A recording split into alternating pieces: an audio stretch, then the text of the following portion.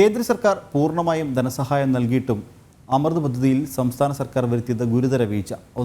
ഒന്നാം അമൃത് പദ്ധതിയുടെ കാലാവധി അവസാനിക്കുമ്പോഴും കേരളം പൂർത്തിയാക്കാനുള്ളത് 947 കോടി രൂപയുടെ പദ്ധതികളാണ്. 1161 കോടി രൂപ സംസ്ഥാനത്തിന് കേന്ദ്ര സർക്കാർ കൈമാറിയിരുന്നു. കേന്ദ്ര സഹായത്തോടെ സംസ്ഥാനങ്ങൾ നടപ്പിലാക്കുന്ന ഒന്നാം അമൃത് പദ്ധതിയിലാണ് സംസ്ഥാന സർക്കാർ വീഴ്ച വരുത്തിയത്. പദ്ധതി കാലാവധി കഴിഞ്ഞു, 1 വർഷം പിന്നിട്ടു. എന്നിട്ടും 139-ലധികം പദ്ധതികൾ എങ്ങും എത്തിയില്ല. സംസ്ഥാനത്ത് 9 നഗരങ്ങൾക്കായി കേന്ദ്രം 1161 കോടി രൂപയാണ് കൈമാറിയത്.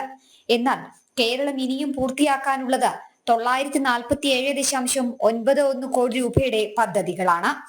തിരുവനന്തപുരം, തൃശൂർ, പാലക്കാട്, കോഴിക്കോട്, കണ്ണൂർ, കൊല്ലം, കൊച്ചി, ഗുരുവായൂർ, ആലപ്പുഴ ജില്ലകളെയാണ് പദ്ധതിയിൽ ഉൾപ്പെടുത്തിയത്. ഇതിൽ കൊല്ലം ജില്ലയിൽ 50% പോലും പദ്ധതി പൂർത്തീകരിച്ചിട്ടില്ല. 56 പദ്ധതികൾ നൽകിയ ജില്ലയിൽ ഏറിയതും പാതി വഴിയിൽ.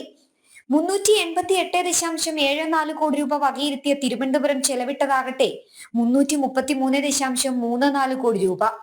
50% തുക കേന്ദ്രവും സംസ്ഥാന സർക്കാർ 30%വും തദ്ദേശ സ്ഥാപനം 20% എന്നിങ്ങനെയായിരുന്നു പദ്ധതി വിഹിതം.